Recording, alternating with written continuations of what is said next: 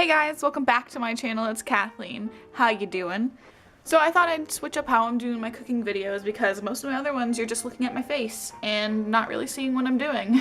And that's not really helpful. So today I'm gonna do it like one of my craft videos where you don't have to look at me. Alright, so today we're making pumpkin chocolate chip cookies.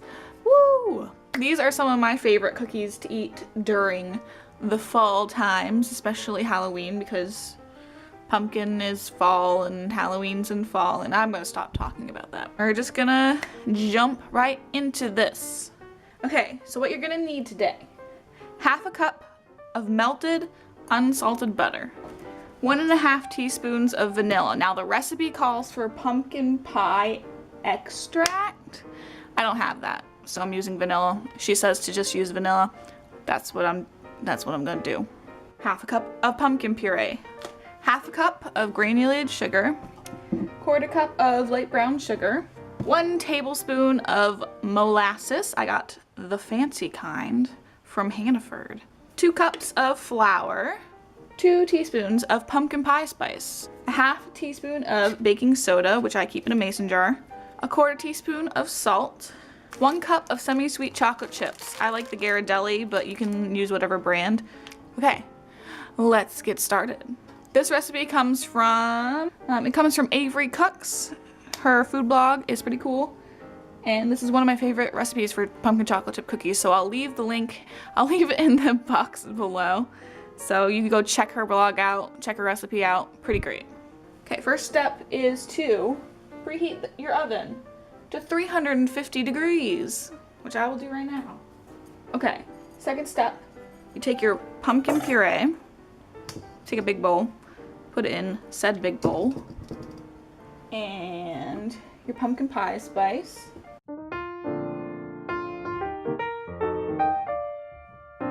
and your molasses. I'm gonna eyeball the tablespoon because I can, but you guys should totally measure it.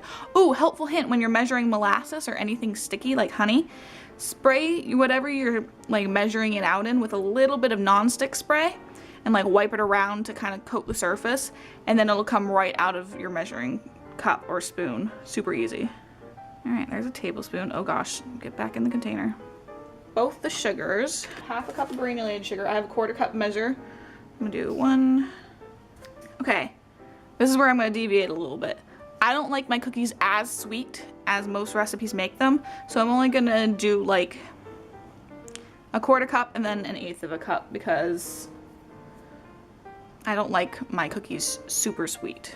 So, but I will keep the brown sugar regular because I like the flavor of brown sugar in things. So you're gonna pack that brown sugar and then add it right in.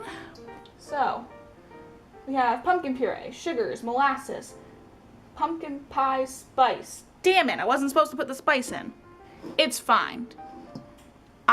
Because it says pumpkin pie spice extract, my brain doesn't continue reading to extract. I see pumpkin pie spice and I'm like, okay.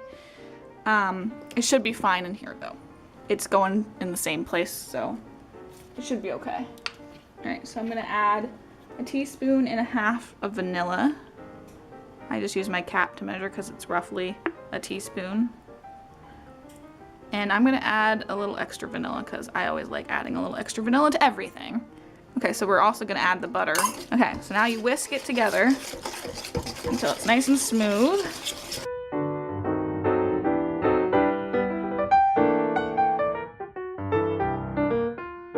Okay, next up, you add your flour.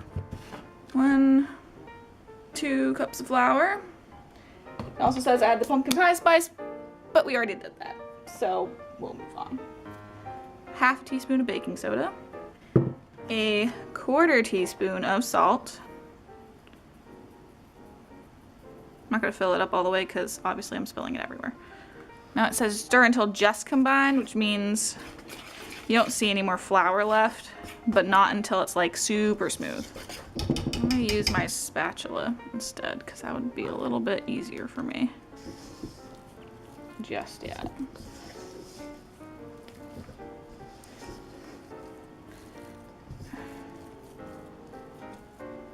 So always forget that my flour is a little bit more clumpy down here since it's humid.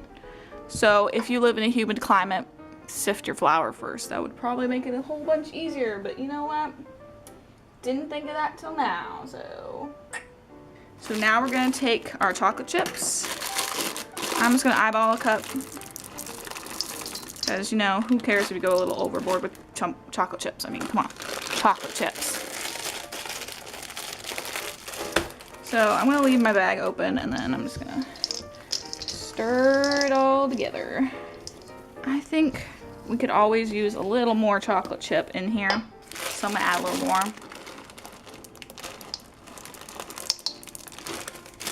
Because I mean, it's not a pumpkin chocolate chip cookie without chocolate chips, so you can never have too many chocolate chips. I'm gonna grab what I need for my next step and I'll be right back. Okay, we're back. I have a baking sheet. I got some parchment on it. So now I'm gonna take a large cookie scoop. I have a bigger one, but I mean, the size difference is vast and I feel like this would be way too big of a cookie for me to eat. So I'm gonna do this one. Okay, so then you just scoop and place on the parchment. So make sure you put some space between them because you don't want to overcrowd your cookies.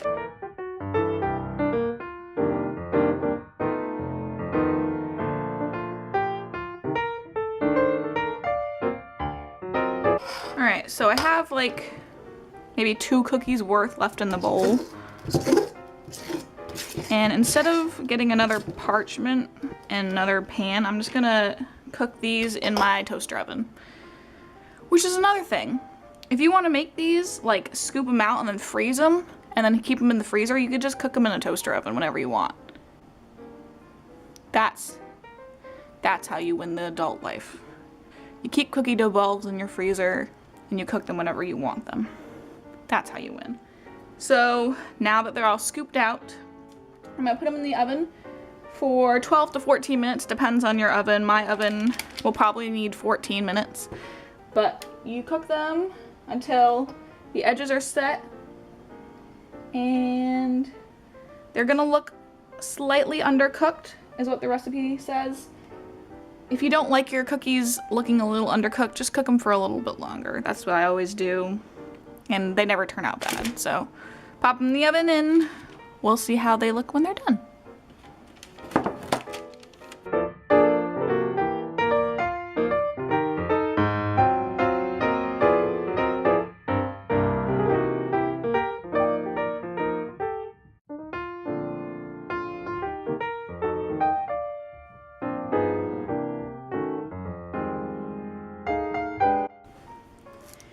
Alright, fresh out the oven. Now, what I usually do with cookies is I let them sit on the tray for a few minutes just to kind of cool down a little bit, but make sure the bottoms are nice and done. And then I'll switch them over to a cooling rack and we'll be good.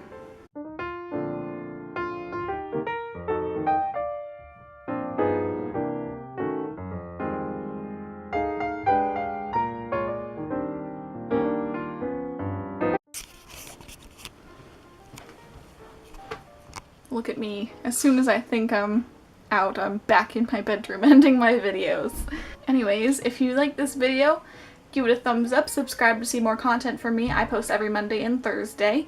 Just leave a comment telling me what you'd like to see for videos in the future. So yeah, I'm gonna go now and edit this video because last minute. I'll see you guys in the next video. Bye.